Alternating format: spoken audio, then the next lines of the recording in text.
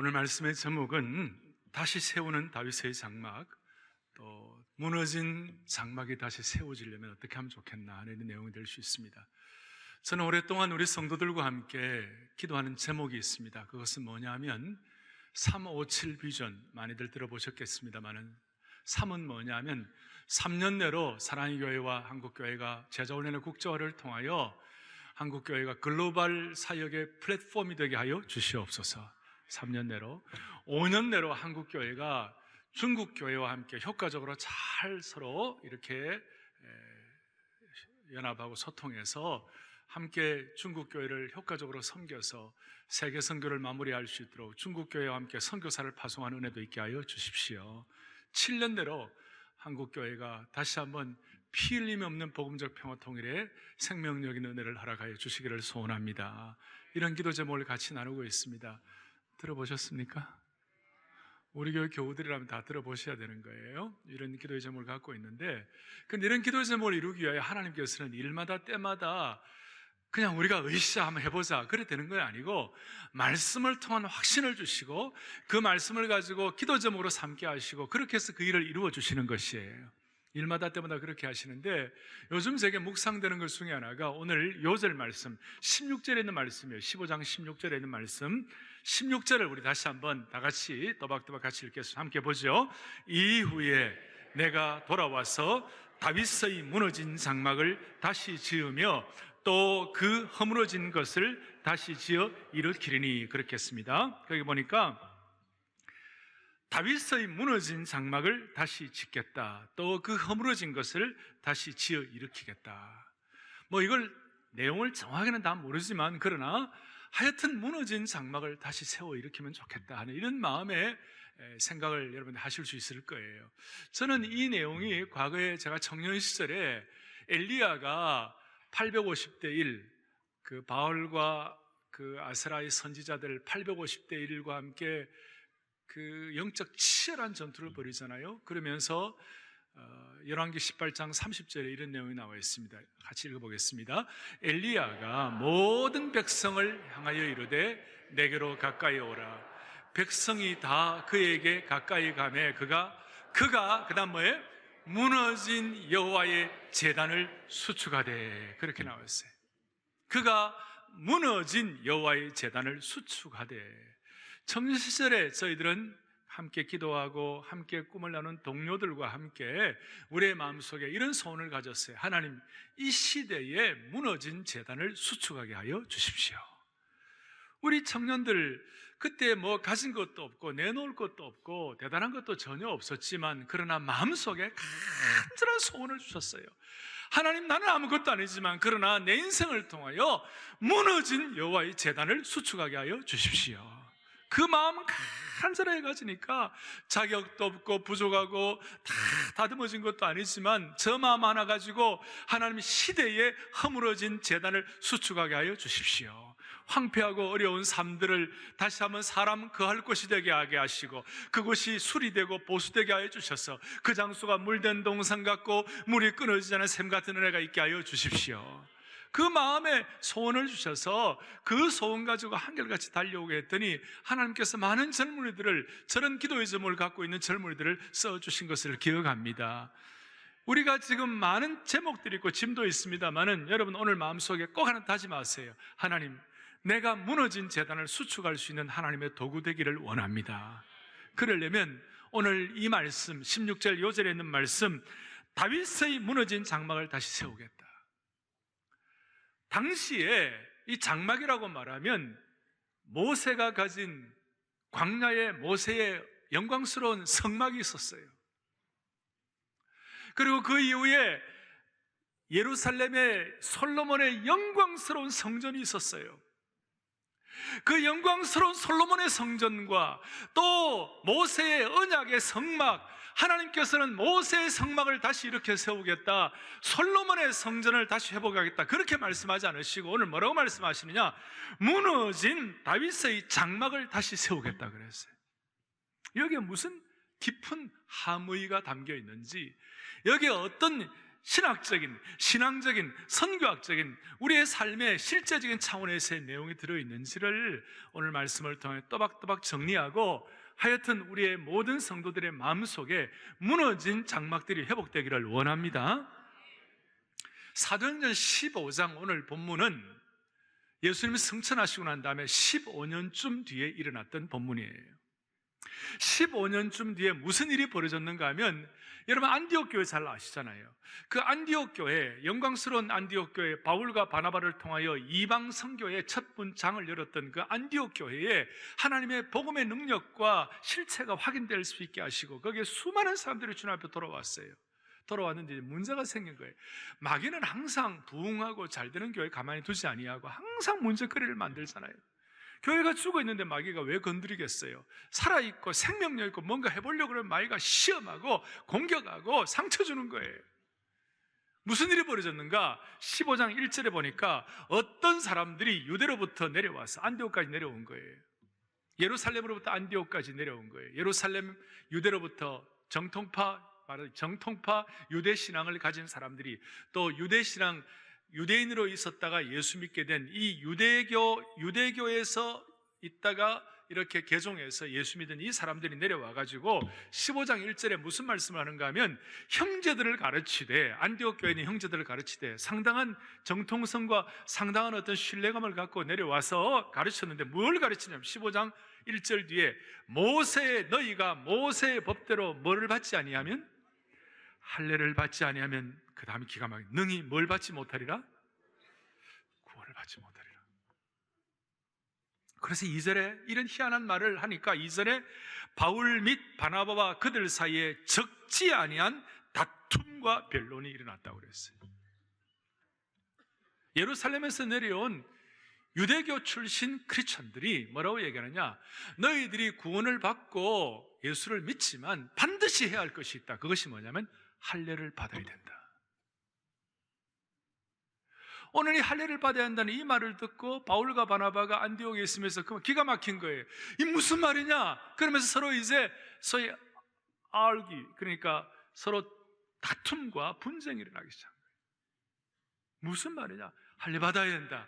아니, 하나님의 은혜가 있는데 무슨 할례가 필요하냐? 이런 식으로 막. 그래서 첫 번째, 이 무너진 다윗의 장막이 회복되려면 순결한 복음이 훼손되면 안 되는 것이, 잘못하면 복음의 토대가 무너지려고 하는 것을 우리가 막아야만 되는 것이, 우리의 생애 가운데, 우리의 삶 가운데 사랑하는 교우들이여, 사랑하는 형제자매 여러분, 오늘 이 예배에 참석하신 여러 성도들이여, 우리의 간절한 기대와 소원은 주님 앞에 서는 그날까지 순결한 복음을 훼손시키지 말게 하여 주십시오. 순수한 복음의 터전이 훼손되면 안 되고, 이 다른 복음이 들어오면 안 되고, 바른 복음을 깨닫게 하여 주십시오. 이 유대인들은 어떤 사람들이에요? 다시 얘기하면 유대교 출신의 크리스천들이에요. 이 사람들은 바르미츠바 그래가지고 율법의 아들들이었어요. 어릴 때부터 율법을 깨닫고 율법으로 훈련받고 하나님 앞에서 율법적으로 삶을 살아가다가 예수 그리스도의 복음을 받아들였어요. 그러니 이 사람들은 유대교로 있다가 기독교로 개종한다는 것은 아주 강력한 내적 전투가 있었고 큰 어떤 갈등을 경험하고 난 다음에 했어요. 그러니까 이 사람들은 반드시 언약의 자손의 증거가 할례이기 때문에 할례를 받아야 되는 거예요. 근데 자기들이 할례 받는 거는 it's okay. 그런데 문제가 뭐냐? 다른 이방인들, 유대교 출신이 아닌 유대인들 출신이 아닌 헬라인이라든지 로마 사람들이라든지 당시에 있었던 고대 근동 사회에 이스라엘 족속들을 말고 다른 사람들이 예수를 믿을 때, 그때에도 유대 출신자들은 적어도 예수를 믿으려면 할례 정도는 받아야 안 되겠나, 우리가 받는 할례 정도는 받아야 안 되겠나라는 것을 주장하기 시작했어요. 여기에 이제 문제가 생기기 시작하는 것이에요. 그렇기 때문에 다툼과 변론이라서, 여기에 왜 문제가 있습니까? 이 사람들의 입장에서는 예수를 믿는 것이 그렇게 간단한가? 그러면서 우리식으로 표현하면 갈보리로 가는 길, 골고다로 가는 길, 골고다의 피뿐만 아니라 갈보리로 가는 길에다가 한 가지 더 가야 할 곳을 추가했어요. 그것이 뭐냐? 시내산도 가야 한다 이렇게 생각하는 거예요. 갈보리의 언덕만으로 부족하다, 갈보리 골고다의 피로만 부족하다, 시내산에 가가지고 할례도 받아야 된다 그렇게 하는 것이. 유대인들 입장에서 할례 받는 것은 이해가 될 수 있지만 그것을 복음 안에 그것을 플러스 알파를 시키는 거예요.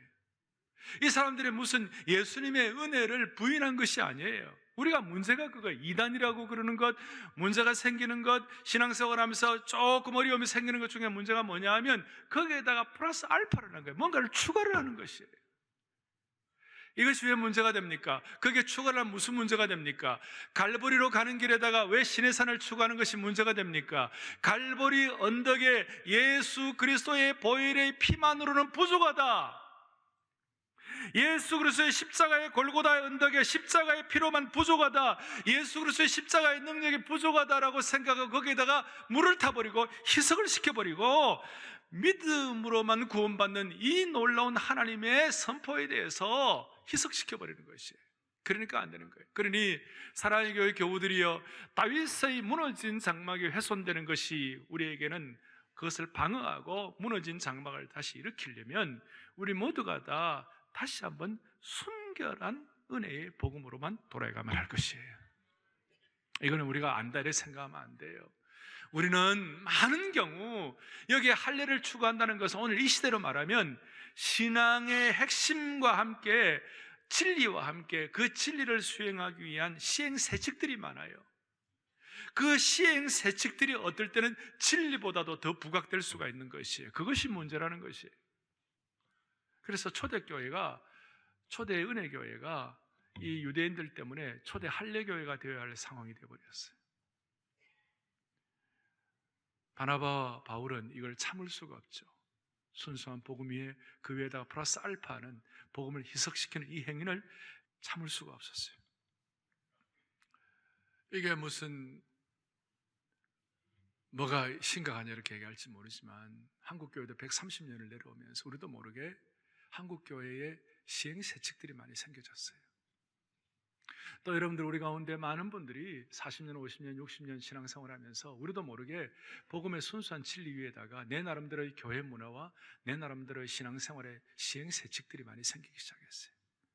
중요한 것은 진리 그 자체인데 그걸 해석하는 해석이 더 중요하게 될 때가 많이 있었어요.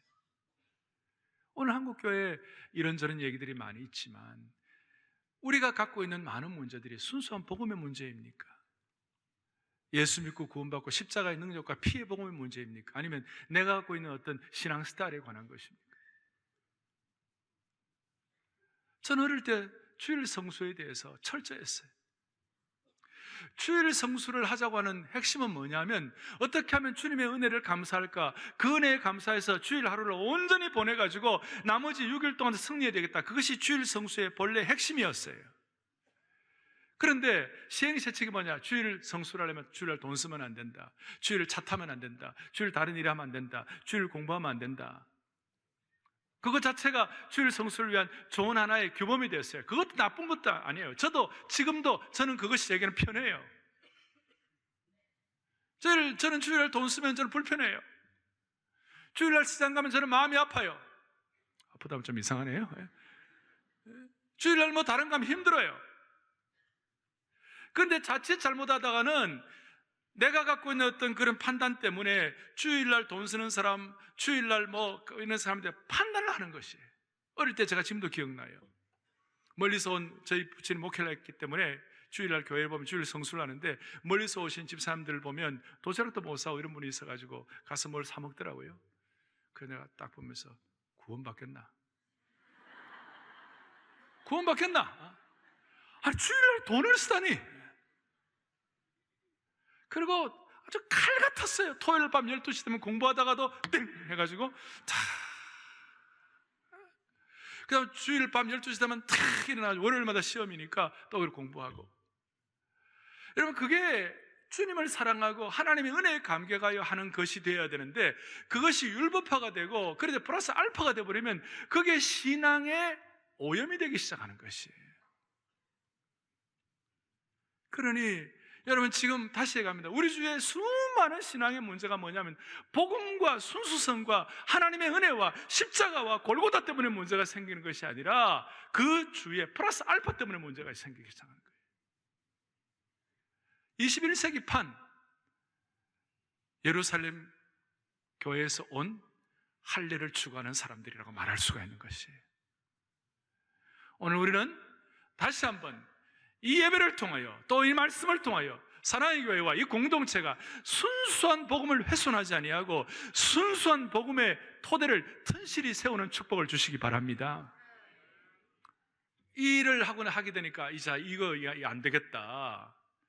예루살렘 교회에 바나바와 바울을 안디옥에서 파송을 해가지고 예루살렘 공회에 가가지고 이 예루살렘 교회 공회에 가서 이 문제를 좀 해결해야 되겠다, 이렇게 생각을 했어요. 그러면서 이제 4절에 예루살렘에 이르러 교회와 사도와 장로들에게 영접을 받고 하나님이 자기들과 함께 계셔 행하신 모든 일들을 바울과 바나바가 말하고 난 다음에 5절에 보니까 예루살렘 공회에 갔는데 예루살렘의 바르세파 중에 어떤 5절에 믿는 사람들이 일어나 말하되 이방인에게 할례를 행하고 모세의 율법을 지키라 명하는 것이 마땅하다, 그렇게 하는 거예요. 예루살렘에 갔는데 모세의 율법을 지키고 할례를 행하신 마땅하다, 이렇게 얘기하는 거예요. 그러니까 6절에 이제 중요합니다. 공식적인 어떻게 보면 첫 예루살렘 공회라고 말할 수 있어요. 6절에 사도와 장로들이 이 일을 의논하러 모였다 그랬어요. 그리고 7절에 많은 변론이 있었다고 그랬어요. 사도들과 장로들이 이 일을 위하여 의논하러 모였다. 어떻게 보면 공식적인 공회의 출발이에요. 공회가 왜 필요합니까? 다툼과 변론과 문제가 생겼을 때 이 거룩한 공교회가 필요한 거예요. 우리가 사도신경 하면서 오늘도 여러분 사도신경 하지 않았어요? 거기 보면 성령을 믿사오며 거룩한 공회와 성도가 서로 교통하는 것과, 기억나십니까? 거기에 거룩한 뭐가요? 공회가. 그 공회가 이 공회를 말해요. 예루살렘에 있는 장로들과 사도들이 함께 모인 공회에, 크게 말하면 소위 유니버설 처치, 우주적 공교회, 우주적 교회인데, 이것이 구체적으로 말하면 이제 우리 상회 기관이 있어요. 이런 일이 있을 때에 다툼과 변론과 어떤 문제가 있을 때 이걸 해결하는 기관이 공회가 있는, 여기서는 사도들과 장로들이 예루살렘 교회에 모여 예루살렘 공교회가 시작된 거예요. 이것이 오늘 우리로 말하면 유니버설 처치, 우주적 교회 가운데 총회나 노회나 이렇게 말할 수 있어요. 우리 교회는 무슨 교단입니까? 합동이고 우리 교단은 장로교단이죠. 장로교단에는 총회가 있고 노회가 있어요. 저희 총회 산하에 11,000교회가 있어요. 아마 한국교회에서는 제일 큰 교단이라고 말할 수 있어요. 그리고 이 총회 산하에 많은 교회들이 다 모두에서 날마다 평안한 건 아니니까 어떨 때는 교회 산하에 어려움도 있을 수 있어요. 그럴 때마다 총회와 노회에서는 소위 교리적인 것과 또 권징을 해요. 그래서 그 다툼과 변론을 해결하는 것이 공회의 기능이에요. 요한 켈빈 선생님은 노회나 총회가 공회가 감당해야 할 것이 교리와 권징의 문제를 해결해야 되는데, 교리는 교회의 영혼이며 권징이라는 것은 권면하고 어떨 때는 치리도 하고 어떨 때는 책벌도 하고 이렇게 하는 거예요. 권징은 교회의 근육이다 그랬어요. 이 교리와 근육을 통하여 지교회가 건강하게 자랄 수 있도록 역할을 하는 것이 바로 공회의 역할이에요. 한국교회 교단이나 총회나 노회가 이 역할이 주님 앞에서 잘 감당될 수 있기를 원하는 것입니다. 그런데 이제 그렇게 모여 있는데 7절에 보세요. 7절에 많은 변론이 있은 후에, 많은 변론이 있었다. 그 다음에 아까 순수한 복음이 훼손되지 않도록 복음이 튼실히 설 수 있도록 베드로가 역할을 하는데 7절에 많은 변론이 있은 후에 베드로가 일어나 말하되 그랬어요. 저는 이 말씀 보고 참 감사하다 그랬어요. 여러분, 베드로는요, 많은 변론이 있을 때까지 기다리는 사람이 아닙니다. 베드로는 성격이 급해가지고 바로 치고 나가는 분이에요. 근데 성령 충만하니까 베드로에게도 성령의 열매가 있으니까 오래 참고 참았어요. 베드로. 참고 난 다음에 베드로가 일어나 말을 하되, 형제들아, 7절에 너희도 알거니와 하나님이 이방인들로 내 입에서 복음의 말씀을 들어 믿게 하시려고 오래전부터 너희 가운데서 나를 택하시고, 8절에 또 마음을 아시는 하나님이 우리에게와 같이 그들에게도 성령을 주어 증언하게 하시고, 9절에 믿음으로 그들의 마음을 깨끗하게 하사 그들이나 우리나 뭐하지 아니하셨느니라? 차별하지 아니하셨느니라. 그렇게 하면서 아마도 제가 볼 때는 사도행전 앞에 10장에서 고넬료 이방인 로마 백부장 이방인이 어떻게 예수님을 영접하고 주님의 성령님을 통하여 신앙 세계에 들어오게 됐는지를 아마 자세히 설명했을 거예요. 그러면서 10절 보세요. 그런데 지금 너희가 어찌하여 하나님을 시험하여 우리 조상과 우리도 능히 매지 못하던 멍에를 제자들의 목에 두려느냐 그랬어요. 왜 이방인들에게, 유대인들은 할례 받는가? 그건 it's okay, 그건 괜찮다마는 왜 유대인들이 아닌 이방인들에게 할례를 행하게 해가지고 또 다른 멍에를 그들의 목에 씌우려고 하냐? 잘못된 거 아니냐? 그러면서 11절 베드로의 강력한 선포예요. 11절 또박또박 같이 읽어보겠습니다. 그러나 우리는 그들이 우리와 동일하게 그 다음에 주 예수의 은혜로 구원받는 줄을 믿노라 하니라. 아멘. 자, 우리와 동일하게 뭐로 구원받는다고요? 주 예수의 은혜로 구원받는다. 동일하게 구원받는다. 무슨 말씀입니까? 모든 사람들, 너무 귀한 말씀이죠. 빈부, 귀천, 유무식, 남녀노소를 불구하고 어린아이부터 포에버리는 모든 사람들 여유 없이 무한하신 사랑과 하나님의 은혜로 구원받는다. 그것이.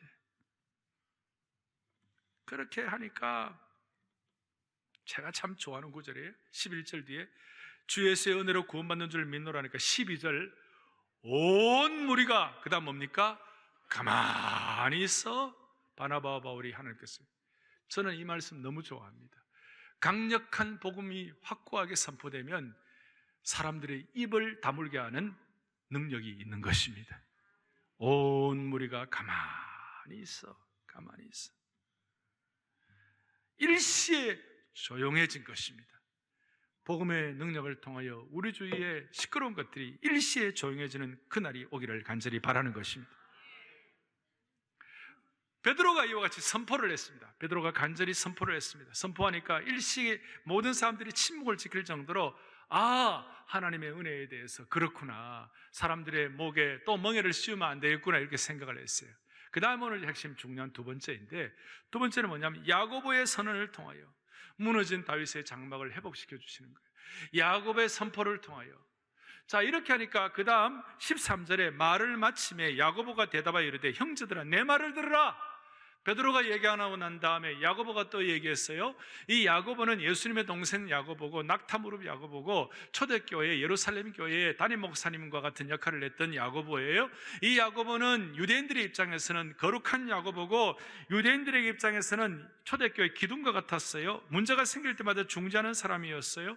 그리고 강력한 유대교 출신이 아닙니까? 그러니까 이 야고보가 벌떡 일어날 때 사람들이 조용해지기 시작하면서 얘기를 듣습니다. 오늘 우리에게도 이런 사람이 필요하고 또 우리도 이런 역할을 할 수 있으면 좋겠습니다. 야고보가 말하니까 소위 유대주의자들, 유대교 출신 그리스도인들 가운데 할례를 행해야 된다고 하는 사람들이 희망을 가졌을지 모르겠어요. 야고보 사도는 우리를 이해해 줄 거야, 그렇게 생각했을지 모르는데 야고보가 입을 열어서 뭐라고 말씀하는가? 15절에 선지자들의 말씀이 이와 일치하도다 기록된 바. 구약의 아모스의 선지자 예언을 하면서 선지자 전체의 얘기들을 종합적으로 말씀하면서 16절에 오늘 요절 이후에 내가 돌아와서 다윗의 무너진 장막을 다시 지으며 또 그 허물어진 것을 다시 지어 일으키겠다. 왜 무너진 장막을 다시 세우며 그 허물어진 걸 다시 지어 일으켜 세울 것인가? 그 이유는 뭐냐? 17절 너무 귀한 말씀이에요. 그 이유는, 무너진 다윗의 장막을 다시 세우는 이유는 뭐냐면 그 남은 사람들과 내 이름으로 일컬음을 받는 모든 이방인들로 주를 찾게 하려 함이라 하셨으니 그랬어요. 18절에 주 예로부터, 즉 예로부터 이것을 알게 하시는 주의 말씀이라 함과 같으니라. 자, 여기에 깊은 뜻이 내포되어 있어요. 제가 말씀드렸죠. 왜 솔로몬의 성전이 아니고, 왜 모세의 성막이 아니라 왜 다윗의 장막을, 무너진 장막을 세워야 되는가? 다윗의 장막은 어떤 뜻이 포함되어 있는가?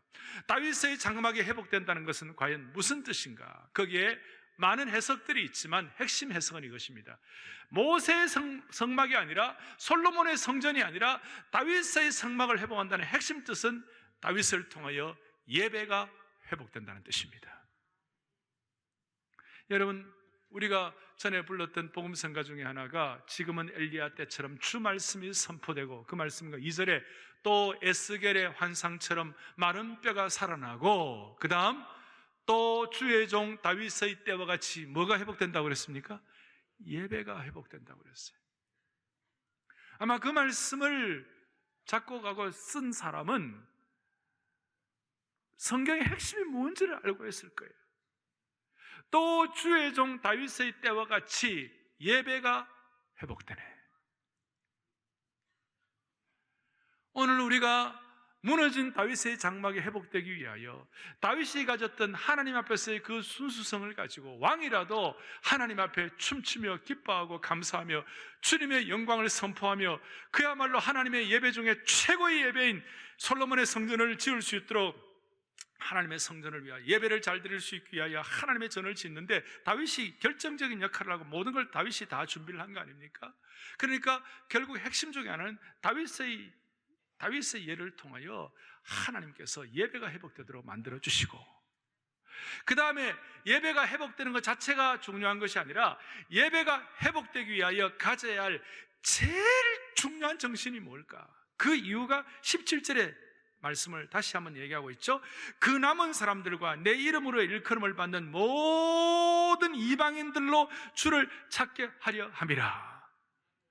모든 예배가 회복되는 가장 중요한 정신은, 여러분과 제가 지금 이 시대에 허물어진 것을 수복하고 회복해야 할 중요한 일은 예배가 회복되는 걸 통하여 일을 이루어야 하는데, 예배 회복의 가장 중요한 정신은 뭐냐?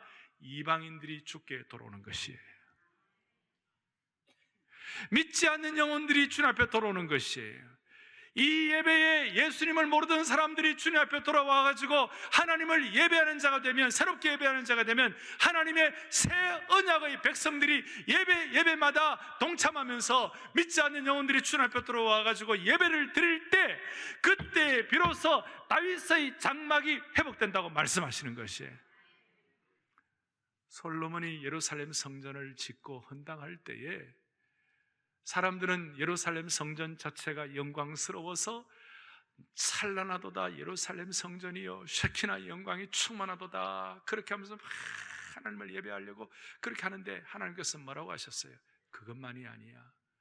예배 드리는 것도 중요하지만 정말 중요한 예배는 이스라엘 백성들이 아닌 이방인들마다 이곳에 와서 주를 향하여 손을 들고 기도하거든 주께서 들으시고 이방인들의 기도 제목이 응답되는 그 수준이 될 때 이 예루살렘 성전은 참으로 복되도다.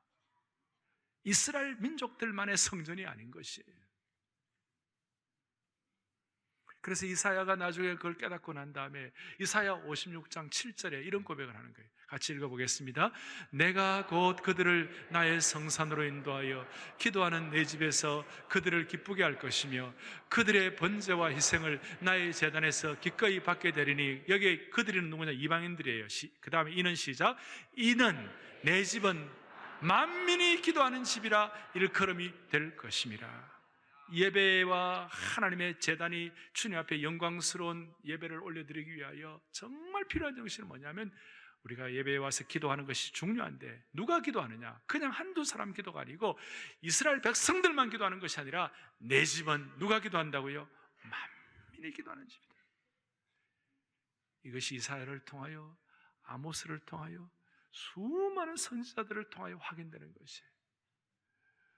오늘 사랑의 교회가 357 비전을 통하여 우리가 3년 내로 한국교회가 글로벌 플랫폼이 되게 하시고, 제자훈련의 국제화 5년 내로 중국교회와 함께 세계교회를 섬기게 하시고, 7년 내로 피 흘림 없는 복음적 평화 통일을 통하여 세계 선교를 마무리하게 없어서 하는 이런 정신은 단순한 구호가 아니라, 이런 정신을 가지고 주님 앞에 예배드리고 우리로 하여금 수많은 땅끝까지 하나님의 백성들을 섬기는 그 은혜가 우리 속에 치밀어 오르고 메어 달릴 때에, 그때야 비로소 다윗의 장막이 회복되고 예배가 회복된다고 말할 수가 있는 것이에요.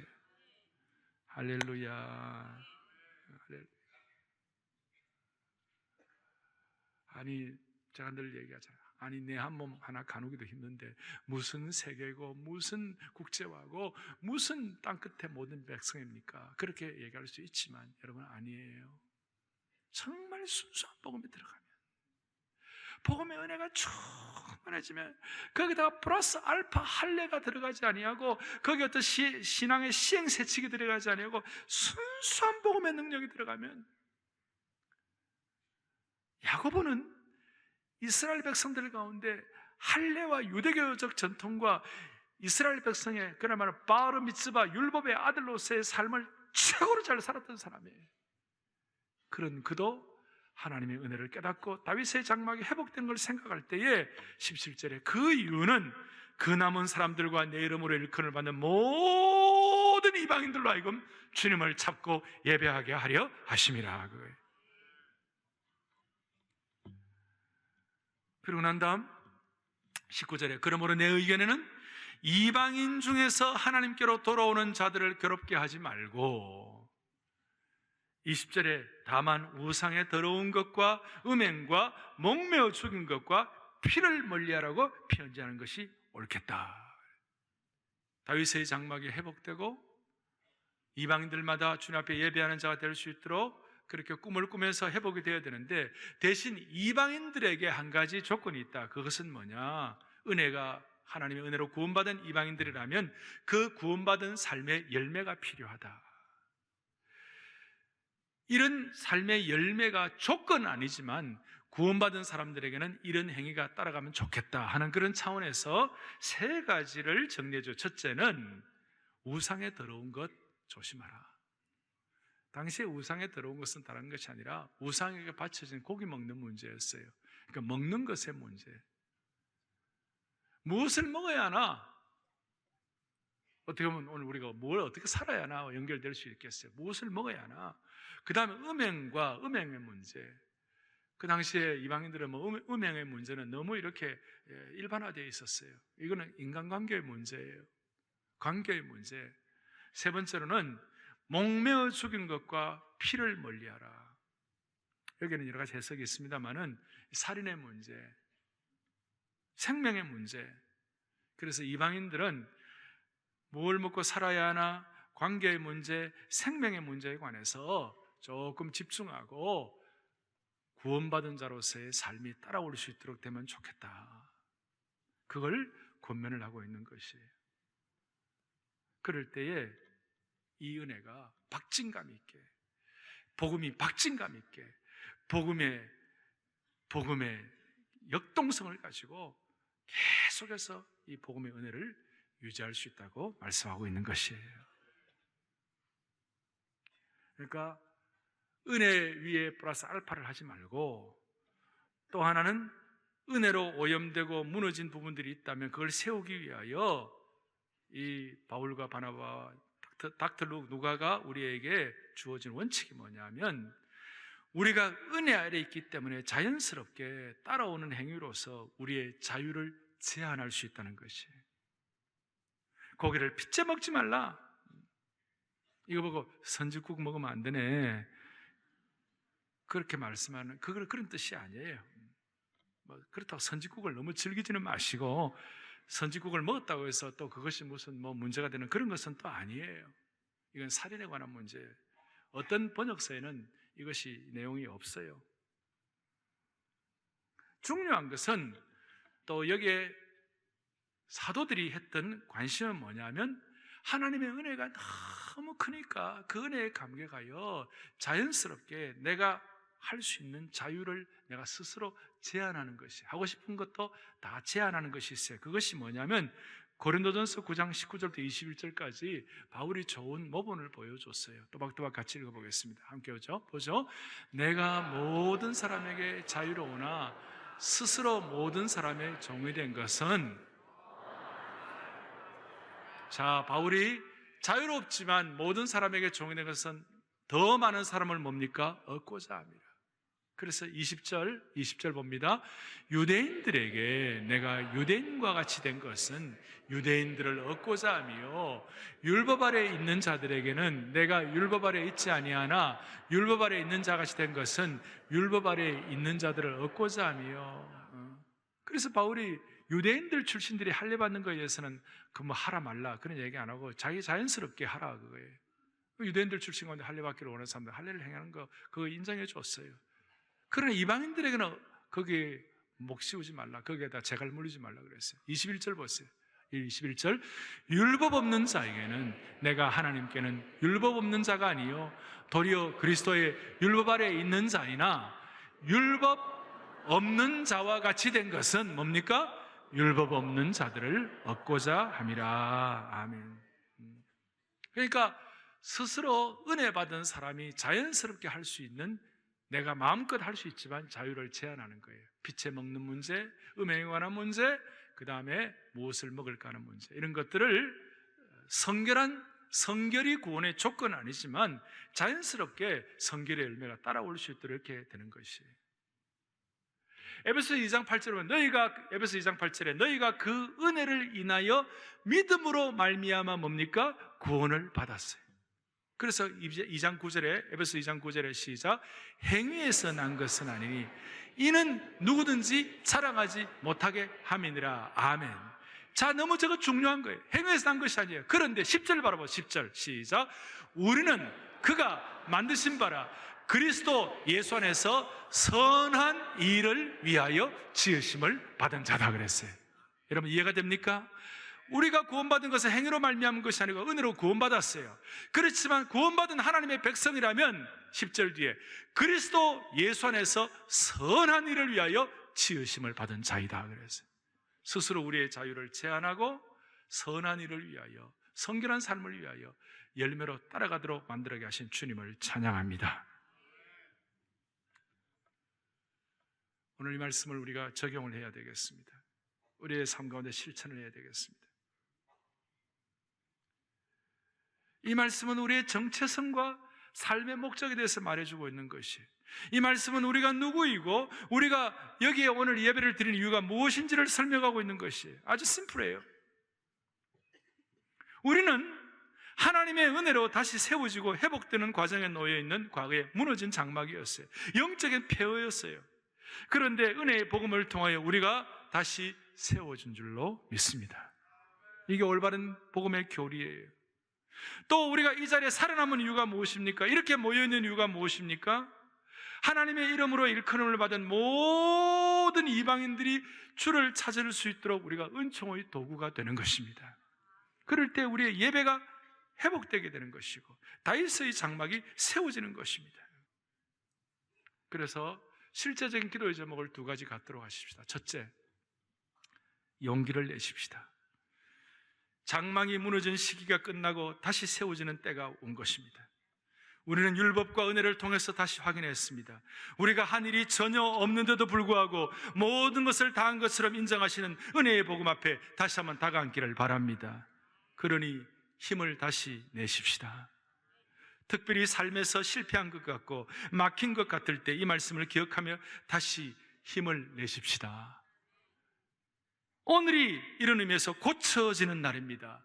오늘 예배가 다시 세워지는 날입니다. 오늘이 다시 회복되는 날인 줄로 믿으셔야 합니다. 고쳐지는 날, 세워지는 날, 회복되는 날이라고 스스로 외치고 선포하기를 원합니다. 이것은 구약에서 예언되고 사도들에 대해서 재차 확인되고 하나님의 뜻은 폐허 가운데서도 우리에게 무너진 재단을 수축하고 회복하라고 말씀하시는 것이에요. 고쳐지는 날이고 다시 세워지는 날이에요. 우리 자신과 우리 주위에 있는 많은 공동체들이 무너지고 있는 이때에 통탄만 하지 말고 다윗의 장막이 세워지듯이 우리의 인생의 장막이 세워졌으면 좋겠습니다. 오늘 우리의 원망과 불평과 시비 대신에 다시 세우기를 바랍니다. 나라도 다시 세우십시다. 선거를 앞에 놓고 인물이 없다고 욕만 하지 말고 우리가 기도하면서 주님 어쨌든 간에 세우게 하여 주십시오. 세상에 부끄러운 자들을 통하여 세상에 지혜 있는 자들을 부끄럽게 하시는 주님께서 다시 세워주십시오. 기도하셔야 됩니다. 그리고 오늘 다시 한번 내가 왜 이 자리에 있는지, 우리가 무너진 재단을 위하여 회복하는 내가 어떻게 쓰임받아야 할지 다시 한번 우리의 내면을 강화하도록 하십시다.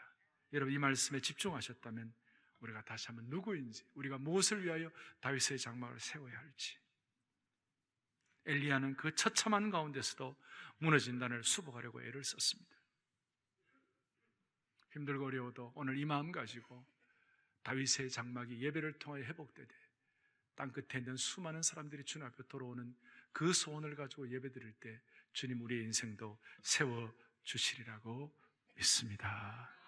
그럴 때 31절에 읽고 그 위로한 말을 기뻐하더라. 기쁨이 충만해졌습니다. 이 기쁨으로 무너진 이 시대의 장막과 재단과 가정과 공동체를 세워나가기를 원합니다. 기도하시겠습니다.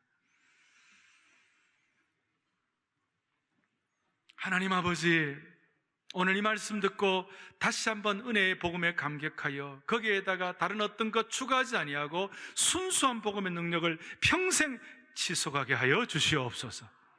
대신 무엇을 먹을까? 그리고 우리의 관계 문제, 또 우상에게 드려진 것들 조심조심하여 우리 자신을 추스님으로 말미암아 은혜 받은 자답게 살아가게 하여 주시옵소서. 주님, 내 한 몸 가누기도 힘든 시대지만 오늘 이 초대교회 성도들은 우리보다도 훨씬 더 열악하고 처참한 환경이 있었습니다. 그럼에도 불구하고 이방인들 세계를 품고 다윗의 장막이 회복되기를 소원하고 도구가 되기를 기뻐했던 것처럼 우리 모두에게도 이런 마음의 그릇을 넓히게 하여 주시옵소서. 다시 한번 용기를 내게 하여 주시옵시고 우리가 지금 세워지고 회복되어야 할 때인 줄 믿게 하여 주셔서 시대와 공동체를 위하여 세우는 역할을 감당하게 하여 주시옵소서.